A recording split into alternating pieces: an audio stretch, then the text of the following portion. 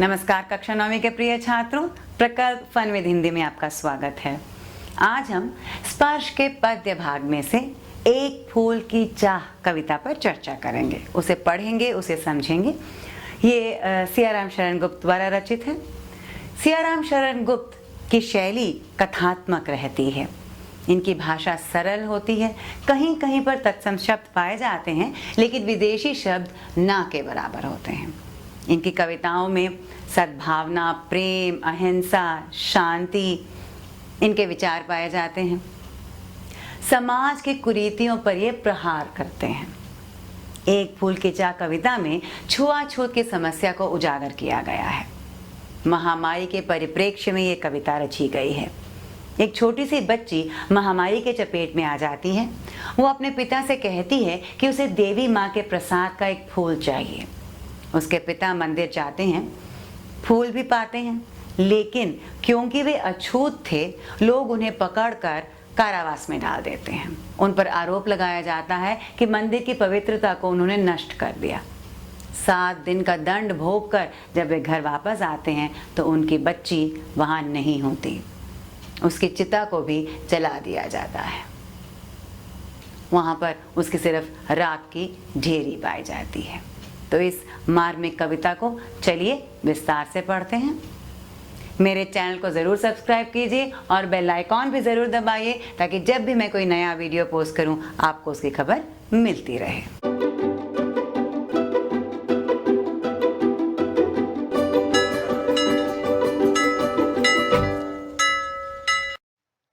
कविता है एक फूल की चाह और कवि हैं सियाराम शरण गुप्त।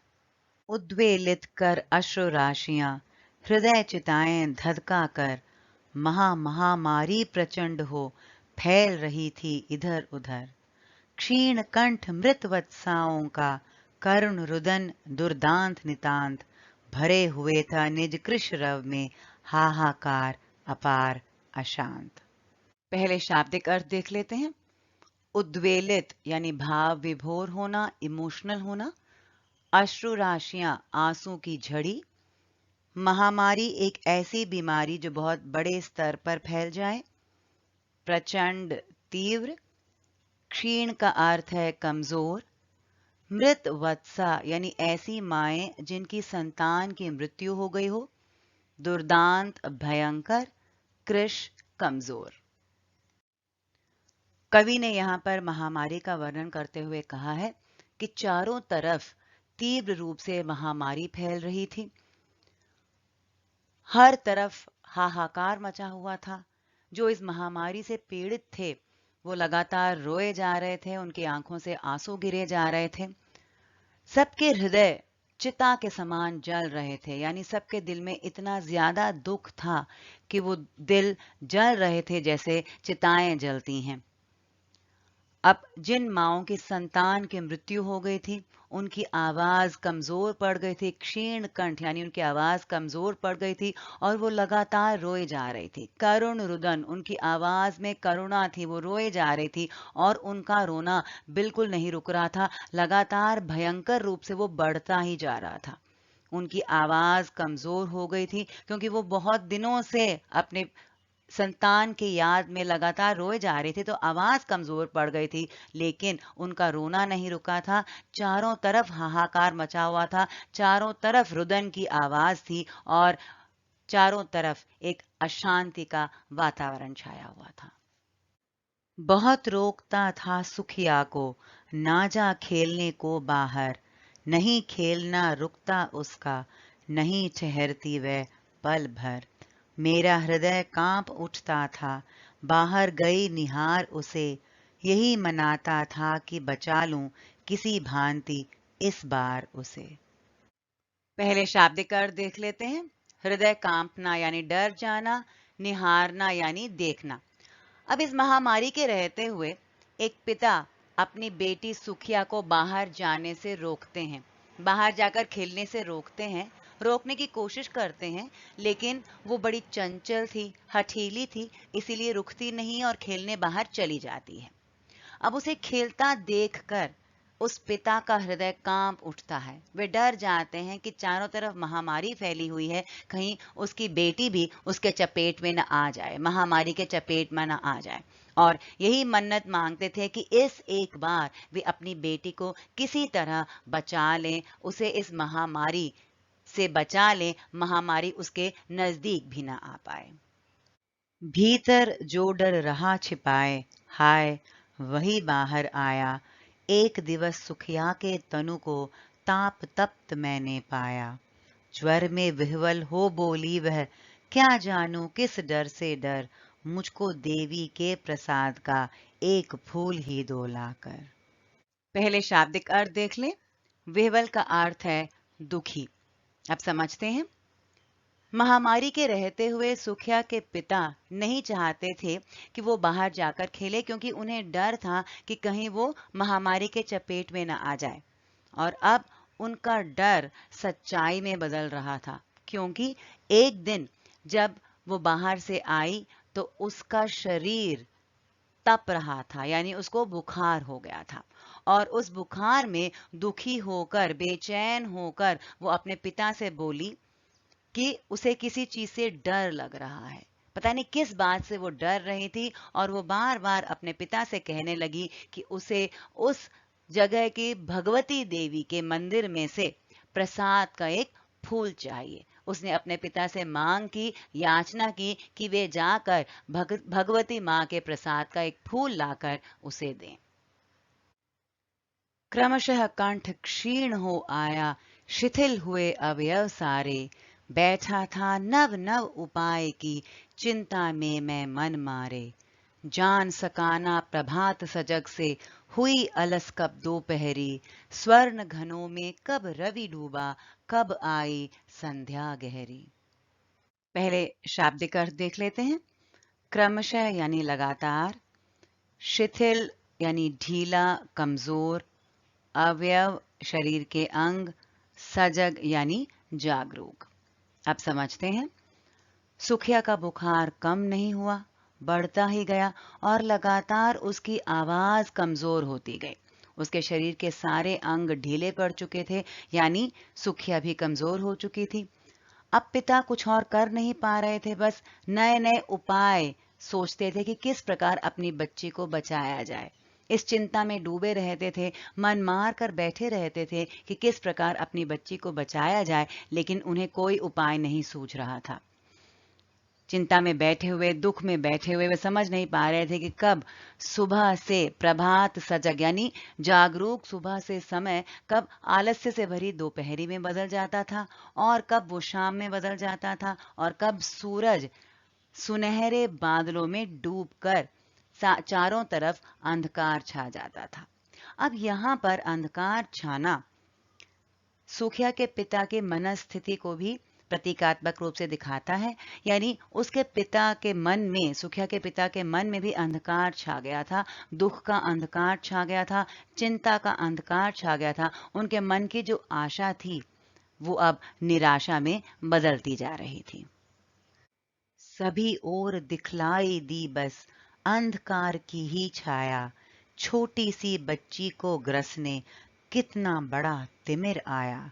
ऊपर विस्तृत महाकाश में जलते से अंगारों से झुलसी सी जाती थी आंखें, जगमग जगते तारों से। शाब्दिक अर्थ देख लेते हैं। ग्रसने यानी निगलने, तिमिर यानी अंधकार। आगे सुखिया के पिता के मनस्थिति दिखाते हैं कि उनके मन में अंधकार छाया हुआ था, मन में दुख के बादल छाए हुए थे, वे दुखी थे, इसलिए चारों ओर उन्हें अंधेरा दिखाई दे रहा था, आशा की किरण कहीं पर भी नहीं थी। अब उन्हें यह डर लग रहा था कि उनकी बेटी इस महामारी के चपेट में आ जाएगी और उसकी भी मृत्यु हो सकती है। और इसी डर से उनको लगा कि जो अंधकार चारों तरफ छाया हुआ है, यह अंधकार उनकी बेटी को निगलने के लिए ही आया है। ऊपर विस्तृत फैले हुए आकाश में तारे जगमगा रहे थे, लेकिन ये तारे उस पिता को, उस दुखी पिता को अंगारों के समान दिखाई दे रहे थे, क्योंकि उन तारों को देखते समय इनकी आंखें झुलस रही थी, जल रही थी, क्योंकि इनकी आंखों में इतना ज्यादा दुख भरा हुआ था कि तारे भी जो आंखों को शांति देते हैं, आंखों को शीतलता देते हैं, वो भी उनके आंखों को जला रहे थे। उनके मन में चिंता इतनी भरी हुई थी कि समझ में नहीं आ रहा था कि उन्हें आगे क्या करना चाहिए। देख रहा था जो सुस्थिर हो नहीं बैठती थी क्षण भर, हाय वही चुपचाप पड़ी थी अटल शांति सी धारण कर। सुनना वही चाहता था मैं, उसे स्वयं ही उकसा कर, मुझको देवी के प्रसाद का एक फूल ही दोला कर। सुस्थिर यानी पूरी तरह रुका हुआ, ठहरा हुआ। अटल यानी दृढ़, पक्का। उकसाकर का अर्थ है प्रेरणा देकर या जागृत कर।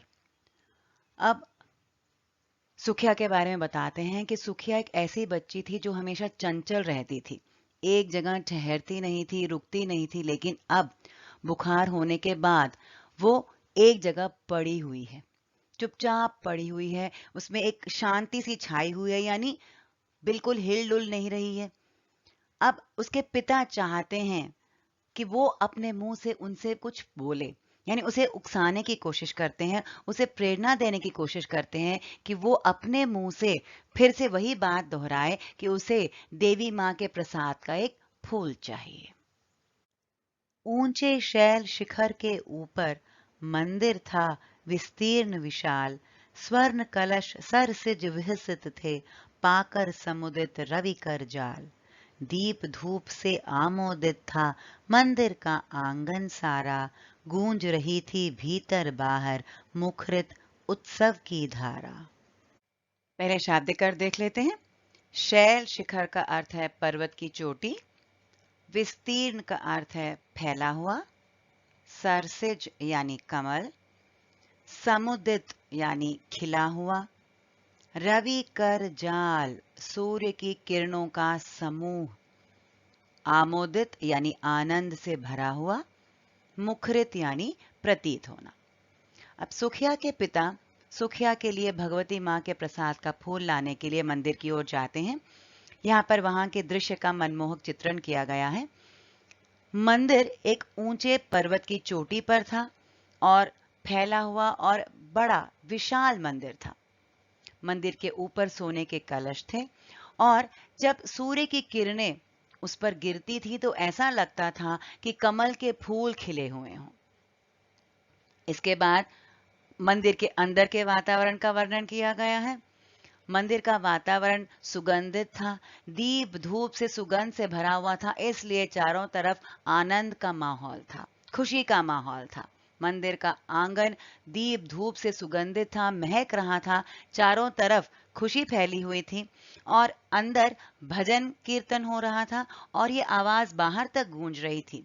लोग आ जा रहे थे तो ऐसा लग रहा था, ऐसा प्रतीत हो रहा था मानो कोई उत्सव चल रहा हो। भक्त वृंद मृदु मधुर कंठ से गाते थे सभक्ति मुद में, पतित तारिणी पाप हारिणी माता तेरी जय जय जय। पतित तारिणी तेरी जय जय मेरे मुख से भी निकला, बिना बढ़े ही मैं आगे को जाने किस बल से ढिकला। शाब्दिक अर्थ देख लेते हैं। मुदमय यानी आनंदित होकर, पतित तारिणी यानी पापियों का उद्धार करने वाली, गिरे हुए लोगों का उद्धार करने वाली। जब सुखिया के पिता मंदिर गए तो वहां पर भक्तिपूर्ण गीत गाए जा रहे थे।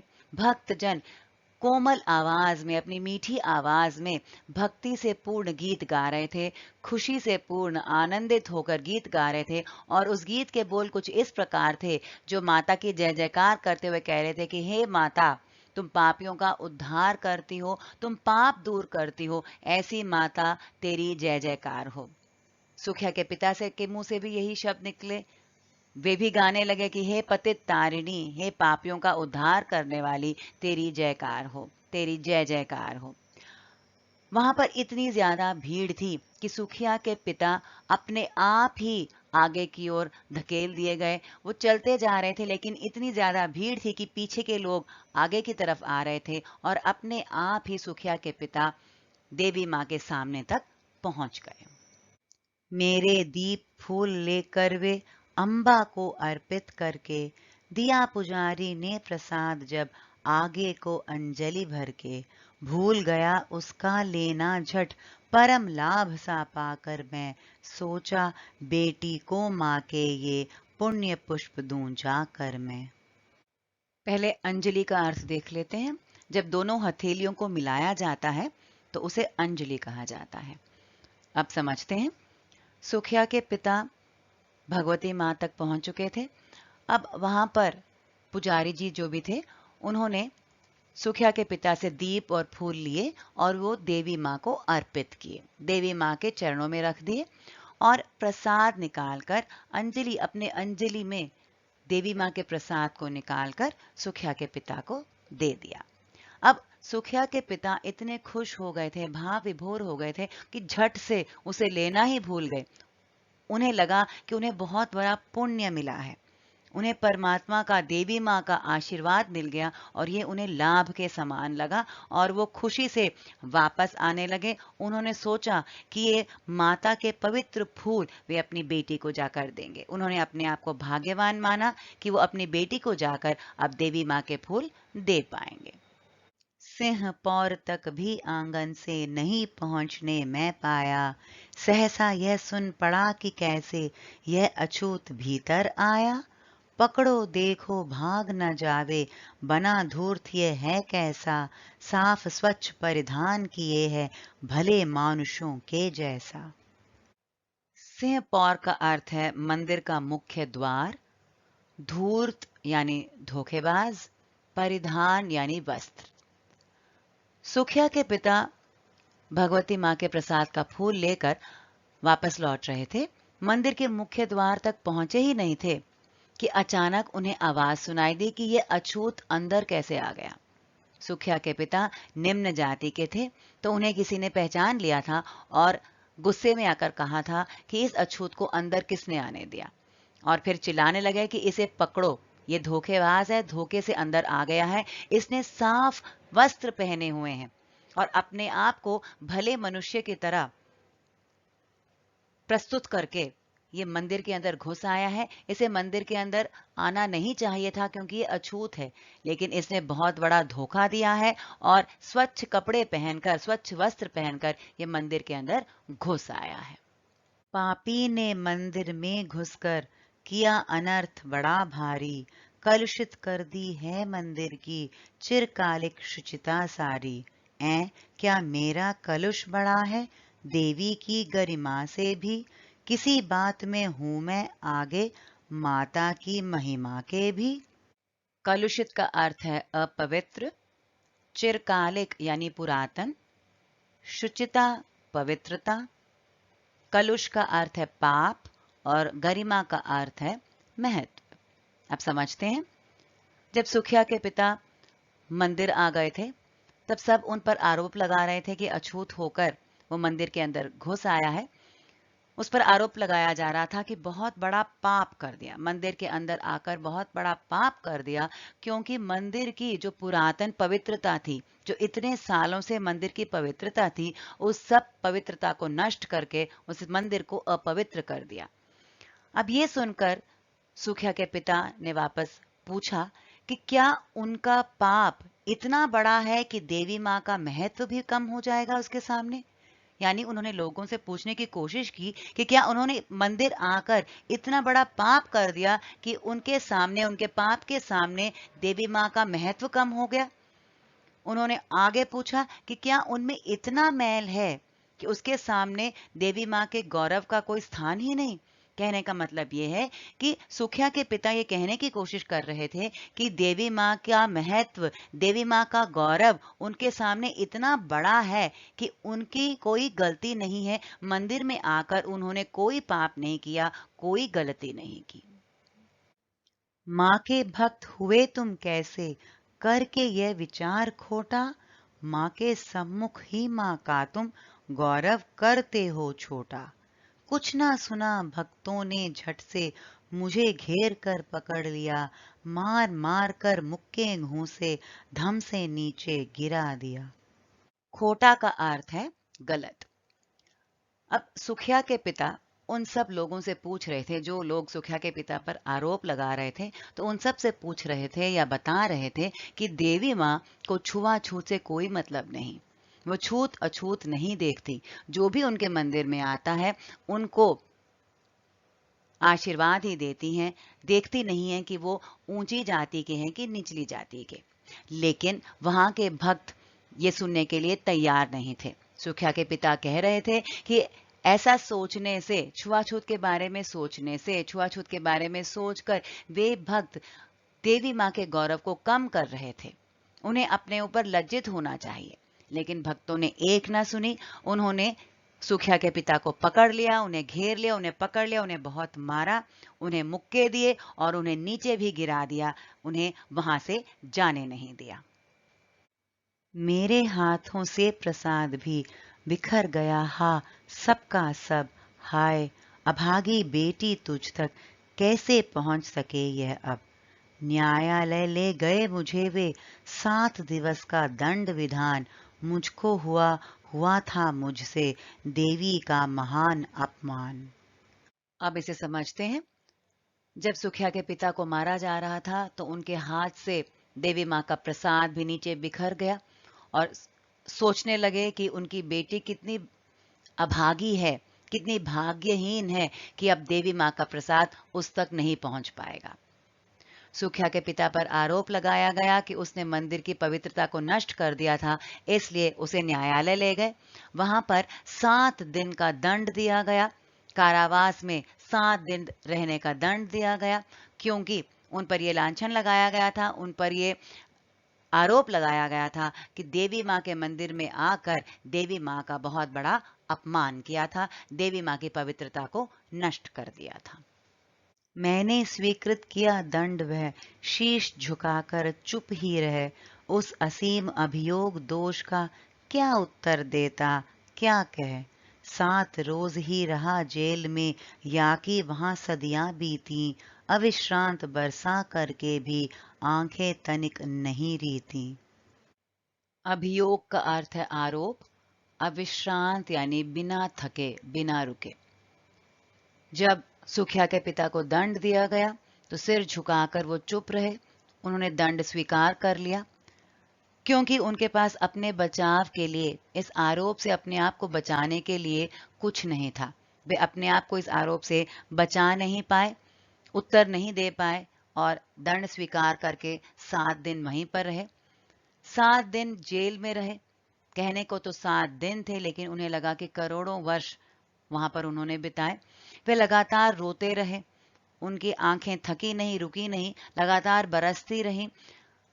इतना रोने के बाद भी, इतना दुख सहने के बाद भी, इतना दुख मन से निकालने के बाद भी उनके आंसू रुके नहीं, वे लगातार दुख में रोते ही जा रहे थे।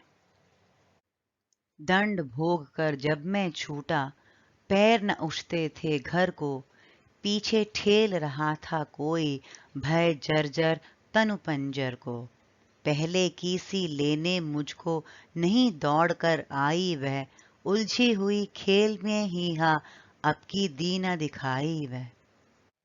भय जर्जर यानी भय से पीड़ित, और पंजर का अर्थ है हड्डियों का ढांचा यानी स्केलेटन।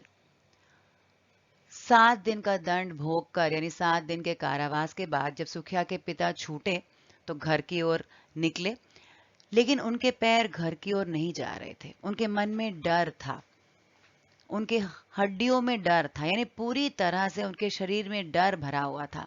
ऐसा लग रहा था जैसे कोई उन्हें पीछे की ओर धकेल रहा हो, क्योंकि उनके पैर आगे की तरफ जा ही नहीं रहे थे।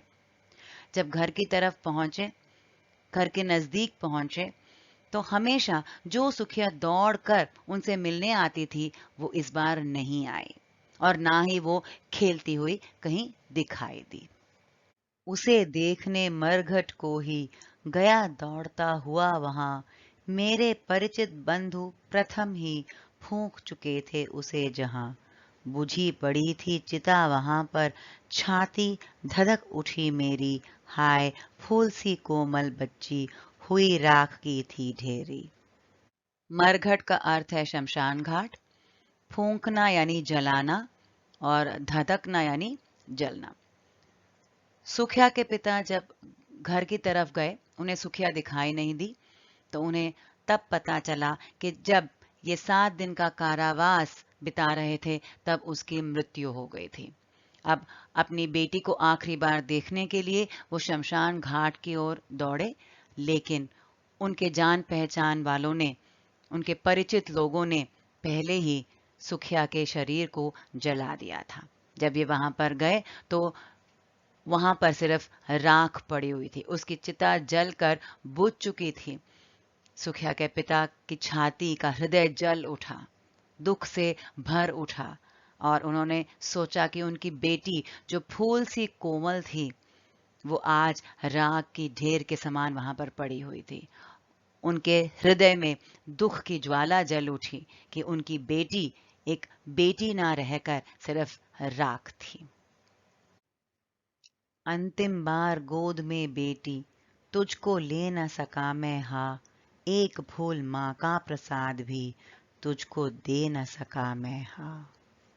अपना दुख व्यक्त करते हुए, अपनी पीड़ा व्यक्त करते हुए, सुखिया के पिता सुखिया को संबोधित करते हुए कहते हैं कि वे कितने अभागे हैं कि अंतिम बार, आखिरी बार वे अपनी बेटी को अपनी गोद में ना ले सके। वे कितने बड़े अभागे हैं कि अपनी बेटी के लिए देवी माँ का फूल भी ना लाकर दे सके। वे कितने अभागे हैं कि वे अछूत पैदा हुए, इसलिए अपनी बेटी के लिए कुछ भी ना कर सके, अपनी बेटी की आखिरी इच्छा, अपनी बेटी की आखिरी छोटी सी इच्छा भी पूरी ना कर सके। वे महान अभागे हैं। अब कुछ संभावित प्रश्न देख लेते हैं। इस कविता में समाज की किस कुरीति को चित्रित किया गया है? सुखिया के पिता मंदिर क्यों गए थे? बीमारी के कारण सुखिया में क्या बदलाव आया? मंदिर के वातावरण का वर्णन कीजिए। सुखिया के पिता को क्यों दंडित किया गया? सुखिया के पिता अपने आप को अभागा क्यों कह रहे थे? छात्रों, इस कविता की चर्चा हम विस्तृत रूप से कर चुके हैं। कोई संदेह हो तो जरूर पूछिए। अब मैं विदा लेना चाहूंगी। नमस्कार।